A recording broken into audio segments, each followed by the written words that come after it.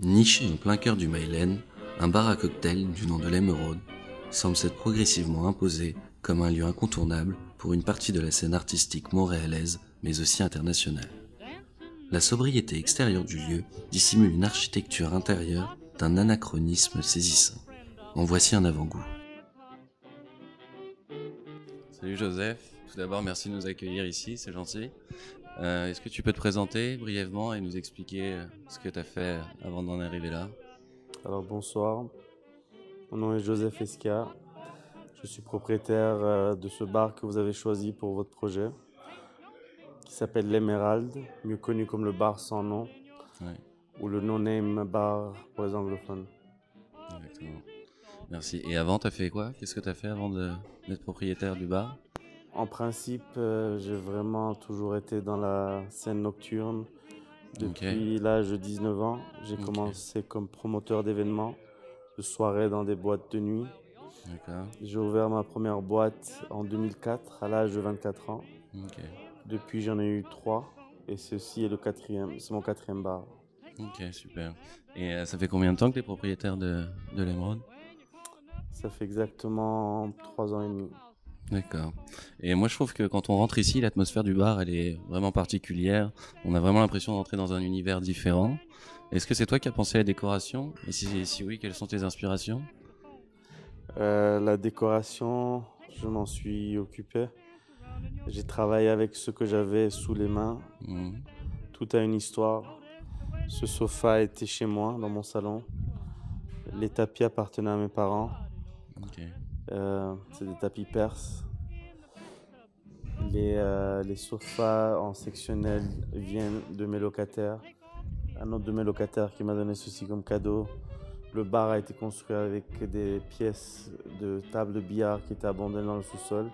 Comme ici, ok, c'était anciennement un salon de billard. Mais il y avait toujours une idée, c'était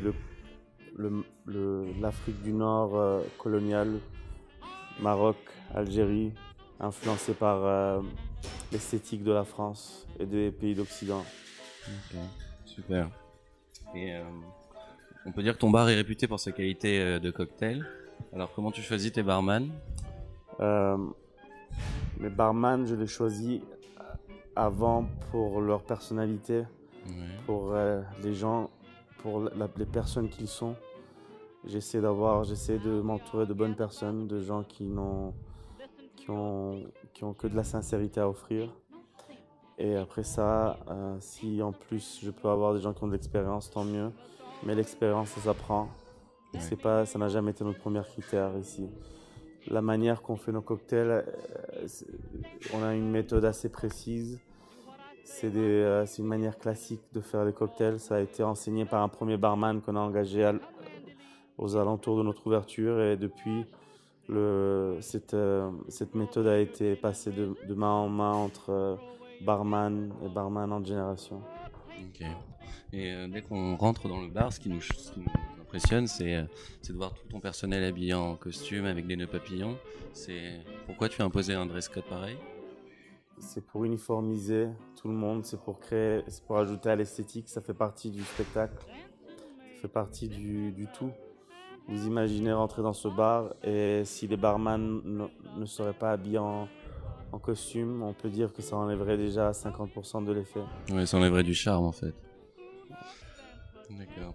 Et donc c'est pas trop épuisant d'être présent tous les soirs? Comment tu fais pour gérer avec ta vie personnelle en fait? En effet, c'est épuisant. Comme toute autre entreprise, ça demande aussi des heures de bureau, donc il faut être ici le jour. Malheureusement, ça limite nos heures de sommeil. Il y a des moments où on se permet de se reposer plus, mais il y a des moments où on doit être ici tôt le matin, moi et Vanessa, et être ici aussi le soir pour être ici pendant les heures d'opération. Ouais. Ok. Et donc dans l'avenir, qu'est-ce que tes projets, tes envies? À, à la base, m- mon intention d'ouvrir cet endroit était de rencontrer les gens qui pourraient m'amener plus loin dans les projets qui m'intéressent, dont Hmm, le design, le cinéma et la musique. Design, d'accord. c'est-à-dire architecture aussi.